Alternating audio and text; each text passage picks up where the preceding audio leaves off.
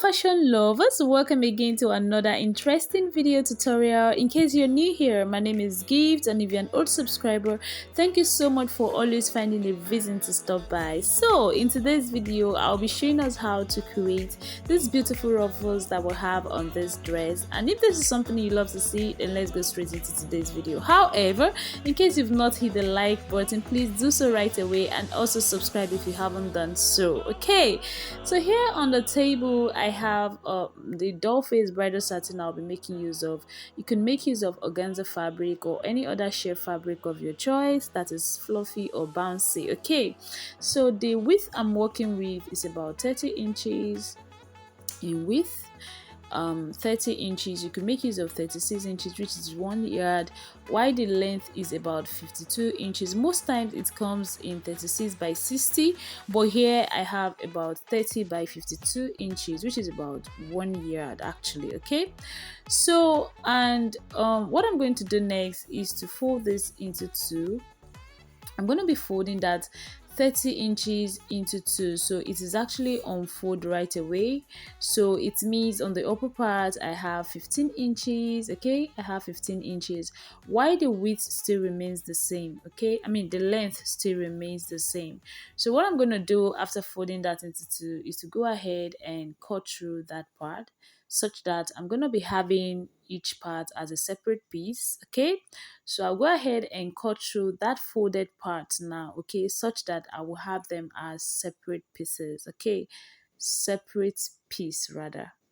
So after cutting them into two, the next thing you're going to do is to pick them up like so. Can you see? And then I will go ahead and then join them together again, just to give me this very long fabric. Okay, so I'm going to be joining them together at the midpoints like so, with half of an inch. I'll head straight to the sewing machine and then I'll join them together. So now by the time you join yours together, you're going to have a very long fabric. Okay, very long. So guys, at this point I was done joining, as you can see. So the upper parts now I will be having 15 inches instead of the 30 inches we had earlier on. Okay, can you see? While the length now will be whatever you have before multiplied by 2. In my case, it's about 105 inches. Okay, good. So now I'm going to be putting that on fold again. I'm going to be putting it on fold just as you see me do in this video. Now I'm going to be explaining one or two things to us.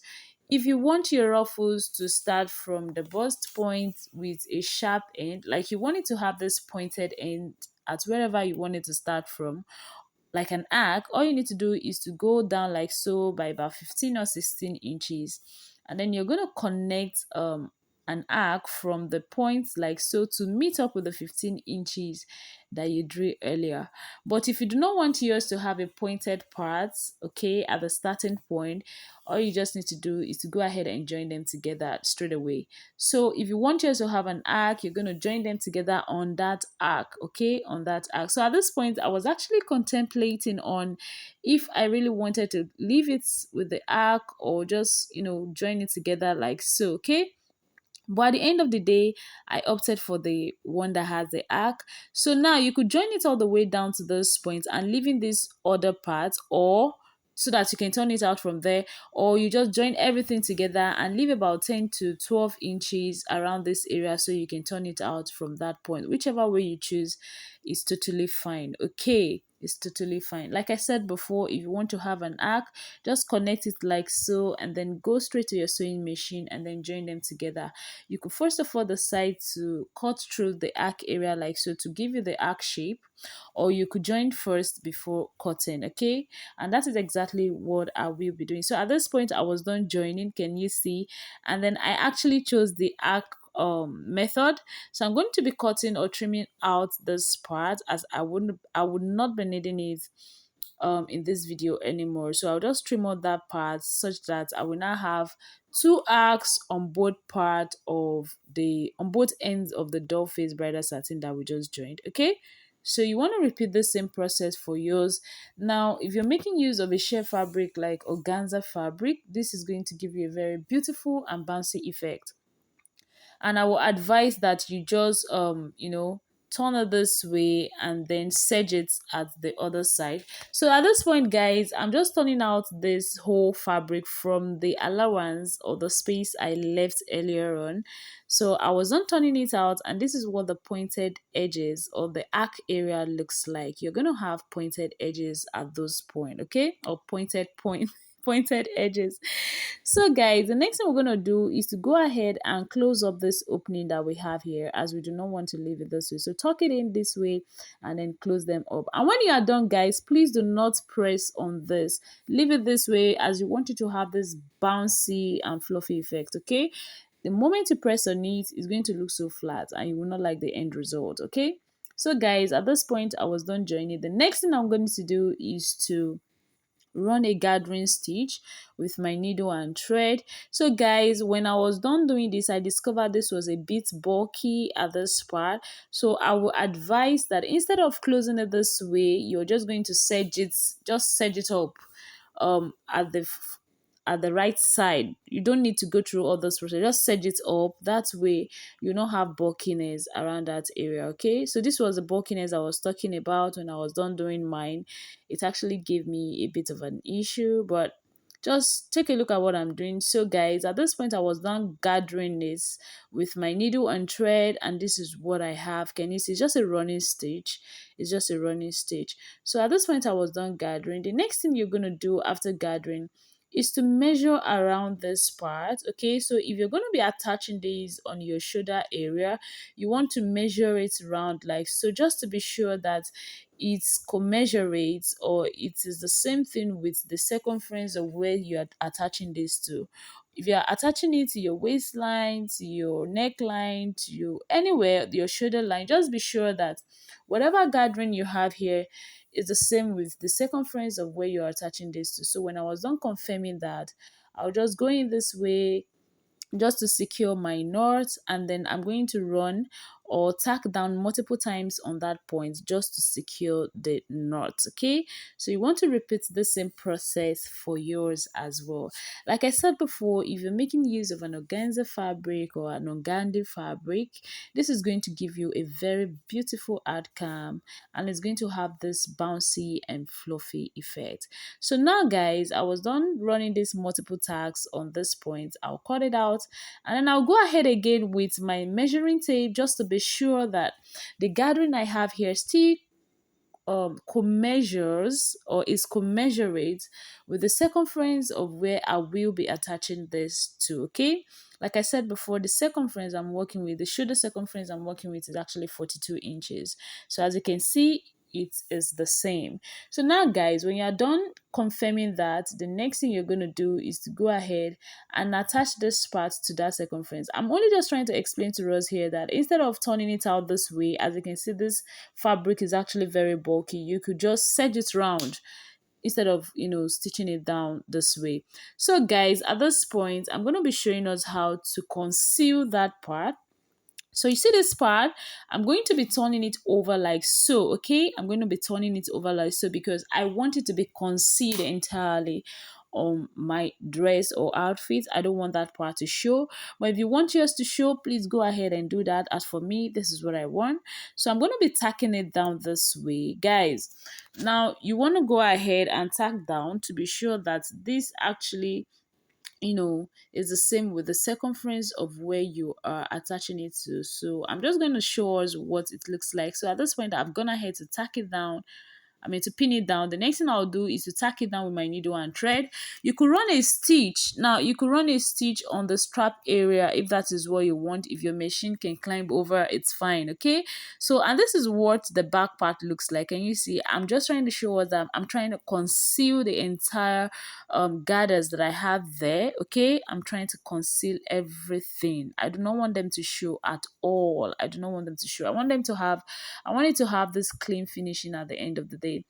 So another thing I'm going to be showing us is, guys, you could leave yours like this without creating any ruffle, because this is actually a beautiful style on its own. But for me, I won't be leaving mine this way. So I'll just go ahead and tack that down. Now, like I said before, if your machine could climb over, please go ahead and use your sewing machine, because this actually took about 2 hours for me. It took a long hour for me to finish this up. Oh Jesus. So I'm just gonna keep tacking down like so. I'll keep tacking down. I'll keep tacking down. I'll tack down on my strap area.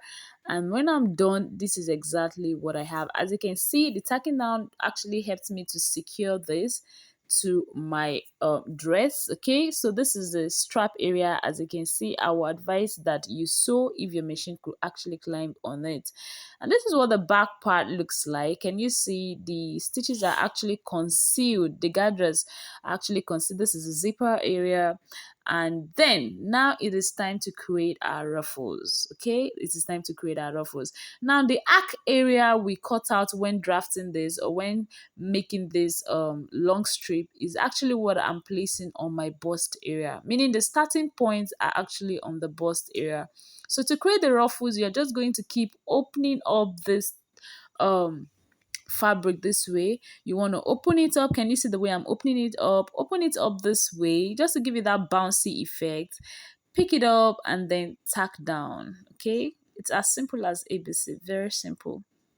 So you open it up this way again and then you tack down. Now you need to be creative at this point. The reason why I would advise that you make use of a dress form or to tag down first is so that you can see if the outcome or the effect you have is what you want to work with. If it is not something you like or something you want to work with, you can actually change it as you go. Okay, you can decide to change the style. So you just keep opening up this way, keep opening it up and keep tacking down, keep opening it up and keep tacking down. I'm actually making use of my pin just to illustrate to you what the tacking down will look like. Actually, you're going to be tacking this whole fabric to the main fabric.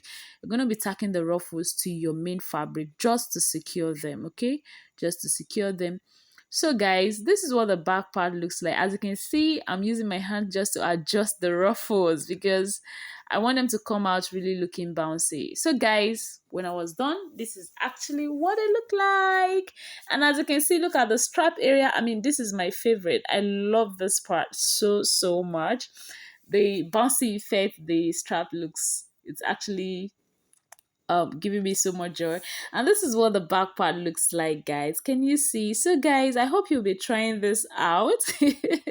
Like I said before, it took a long time for me to create this.